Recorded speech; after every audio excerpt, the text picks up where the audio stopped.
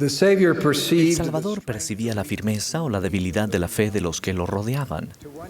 A alguien le dijo con aprobación, «Grande es tu fe». Con otros se lamentó diciendo, «Hombres de poca fe». Y a otros cuestionó preguntando, «¿Dónde está vuestra fe?». Sin embargo, Jesús honró a otros diciendo, «Ni aún en Israel he hallado tanta fe». Me pregunto, ¿qué pensará el Salvador de mi fe? Y esta noche les pregunto, ¿qué pensará el Salvador de la fe de ustedes? La fe en el Señor Jesucristo no es algo etéreo, que flota libremente en el aire.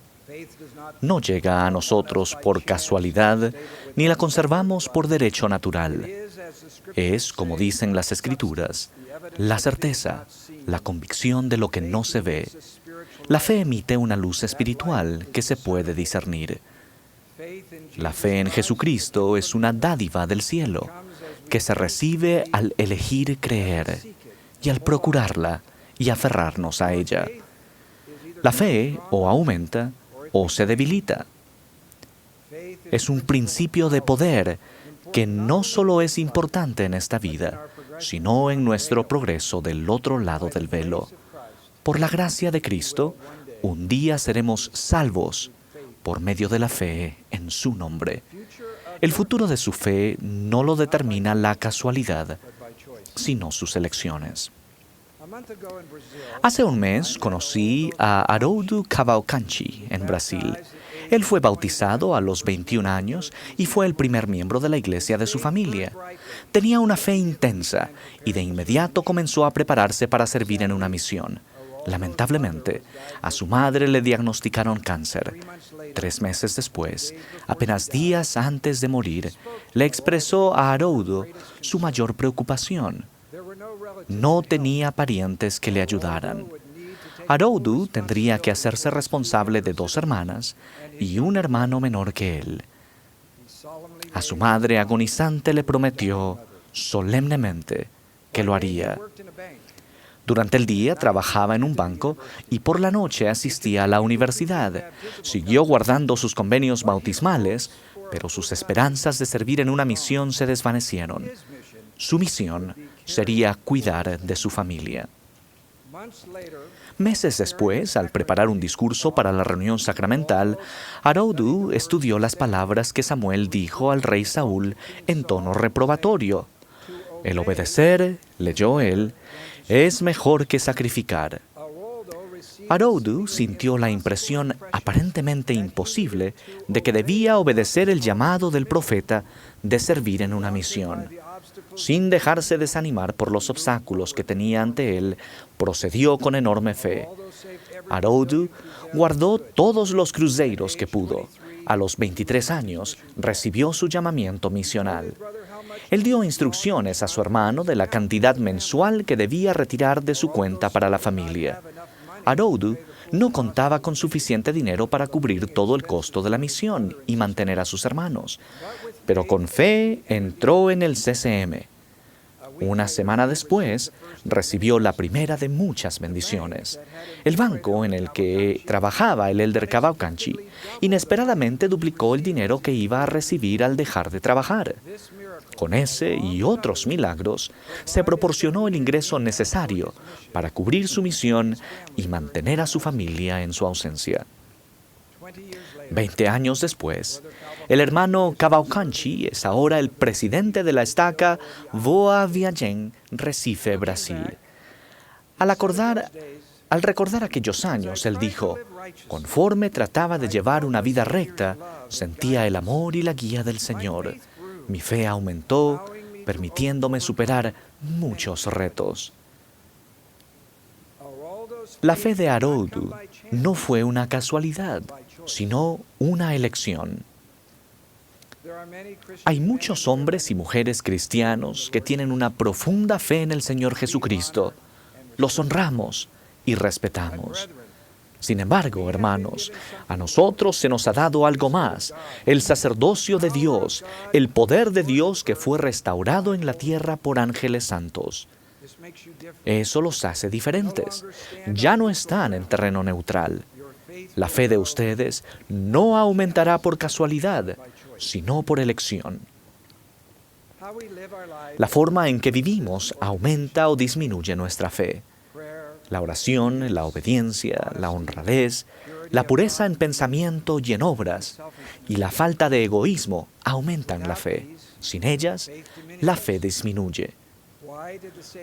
¿Por qué le dijo el Salvador a Pedro, pero yo he rogado por ti que tu fe no falte? Porque hay un adversario que se deleita en destruir nuestra fe. Sean implacables en la protección de su fe. Analizar las preguntas sinceras es una parte importante de edificar la fe, y para ello usamos el intelecto y los sentimientos. El Señor dijo, hablaré a tu mente y a tu corazón. No todas las respuestas se reciben de inmediato, pero la mayoría de las preguntas se pueden resolver mediante el estudio sincero y al procurar las respuestas de Dios. Usar la mente sin el corazón no producirá respuestas espirituales. Nadie conoció las cosas de Dios, sino por medio del Espíritu de Dios. Para ayudarnos, Jesús nos prometió otro consolador, al que llamó el Espíritu de verdad. La fe nunca exige una respuesta para cada pregunta, sino que procura la seguridad y el valor para seguir adelante, a veces admitiendo que no sé todo, pero sé lo suficiente para seguir en el camino del discipulado. Al sumergirnos en la duda persistente, intensificada por las respuestas de escépticos e infieles, debilita la fe en Jesucristo y en la restauración. El hombre natural no percibe las cosas que son del Espíritu de Dios, porque para él son locura. Por ejemplo, los cuestionamientos respecto al profeta José Smith no son nuevos. Sus críticos los han lanzado desde que esta obra comenzó. A las personas de fe que, con el conocimiento del siglo XXI, se preguntan sinceramente en cuanto a sucesos o declaraciones del profeta José de hace casi 200 años, les doy un consejo de amigo. Por ahora, démosle un respiro al hermano José. En el futuro, ustedes tendrán 100 veces más información de la que se encuentra en todos los motores de búsqueda de Internet de hoy, y será escrupulosamente confiable, porque vendrá de nuestro sabio Padre Celestial. Consideren su vida entera. Habiendo nacido en la pobreza y con poca instrucción formal, José tradujo el Libro de Mormón en menos de 90 días. Miles de hombres y mujeres sinceros y devotos abrazaron la causa de la restauración. A los 38 años, José selló su testimonio con su sangre. Testifico que José Smith fue un profeta de Dios. Créanlo y sigan adelante. Tanto la Biblia como el Libro de Mormón nos ofrecen la bella convicción de que Jesús es el Cristo, el Hijo de Dios. Tengo en la mano un ejemplar de la primera edición del Libro de Mormón en francés, que publicó John Taylor cuando comenzó la obra en Francia en 1852. El Libro de Mormón ya se ha traducido de forma parcial o total en 110 idiomas en todo el mundo y ofrece un testimonio espiritual y tangible de la veracidad de la restauración. ¿Cuándo fue la última vez que leyeron el Libro de Mormón de principio a fin? Léanlo otra vez. Incrementará su fe. Otra dádiva de Dios que fortalece nuestra fe es la guía de la primera presidencia y del quórum de los 12. Hoy sostuvimos a 3 nuevos miembros de los 12 y les doy la bienvenida a Elder Rasband, Elder Stevenson y Elder Renland a este sagrado quórum de los 12. Pablo dijo, Él llamó a apóstoles y a profetas a fin de perfeccionar a los santos, hasta que todos lleguemos a la unidad de la fe y del conocimiento del Hijo de Dios, para que ya no seamos llevados por doquiera de todo viento de doctrina, por estratagema o por aquellos que emplean con astucia las artimañas del error. La guía de la primera presidencia y de los 12 protege nuestra fe.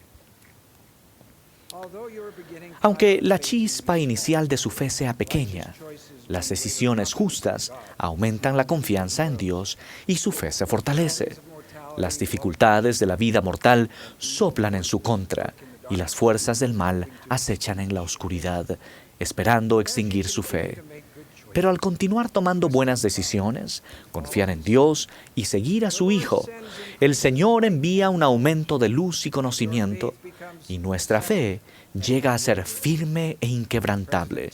El presidente Thomas S. Monson dijo: "No teman, el futuro es tan brillante como su fe". La fe de los jóvenes de esta iglesia es sorprendente. El 12 de junio de este año, recibí un correo electrónico en el que se me informaba que el obispo de un barrio en Utah, su esposa y 2 de sus hijos, habían muerto en un accidente de avión. El obispo Mark Openshaw había estado piloteando el avión al alejarse de un pequeño campo de aviación cuando de repente se apagó el motor y se estrelló. El obispo Openshaw, su esposa Amy y sus hijos Tanner y Ellie fallecieron en el accidente. Milagrosamente, su hijo Max, de 5 años, que fue lanzado del avión en su asiento, sobrevivió y solo se rompió unos huesos. Me enteré de que su hijo, el elder Porter Openshaw, estaba sirviendo en la misión Islas Marshall, Majuro, y que su hijo Zane, de 17 años, estaba en Alemania en un intercambio cultural de la escuela. Llamé al elder Openshaw a la isla Navidad. A pesar de estar desconsolado por la muerte repentina de sus padres, de su hermano y hermana, de inmediato se preocupó por sus 2 hermanos menores. Al final, fueron el elder Openshaw y su hermano Zane quienes decidieron que otras personas podrían ayudar en casa y que Porter debía permanecer en la misión. Sabían que eso era lo que sus padres habrían deseado. Cuando hablé con el elder Openshaw, percibí su tristeza, pero también el fuego de su fe. Tengo confianza, me dijo él, y sé sin ninguna duda que veré a mi familia nuevamente. En nuestras tribulaciones siempre hallamos fuerza en el Señor Jesucristo. La mano omnipotente de Dios se ha hecho evidente para ayudarnos a mí y a mis hermanos en esta difícil situación. En el funeral conocí por primera vez a Zane. Al contemplar los 4 ataúdes en la capilla, me maravillé al ver la fe de ese joven de 17 años cuando se dirigió a la congregación. Este día, dijo él, estamos reunidos con corazones humildes y el alma desolada para recordar la vida de mi mamá, mi papá, Tanner y Ellie. Juntos hemos conversado, llorado, recordado y sentido la mano de Dios. Al día siguiente de que me enterara del accidente, encontré una nota de mi mamá en mi maleta. En ella me escribió lo siguiente: Zane, recuerda quién eres y de dónde vienes. Oraremos por ti y te extrañaremos. Zane continuó: esas últimas palabras de mi madre no podrían haber sido más adecuadas. Sé que ella, junto con Tanner, Ellie y mi papá, oran por mis hermanos y por mí. Sé que oran para que recuerde quién soy, porque yo, al igual que ustedes, soy un hijo de Dios y Él me envió aquí. Testifico que no importa lo solos que nos sintamos, Dios no nos abandona. Mis queridos amigos, su fe no empezó al nacer ni cesará con la muerte. Tener fe es una elección. Fortalezcan su fe y vivan para merecer las palabras de aprobación del Salvador. Grande es tu fe. Al hacerlo, les prometo que, mediante la gracia de Jesucristo, su fe un día les permitirá estar con sus seres queridos, limpios y puros en la presencia de Dios. En el nombre de Jesucristo. Amén.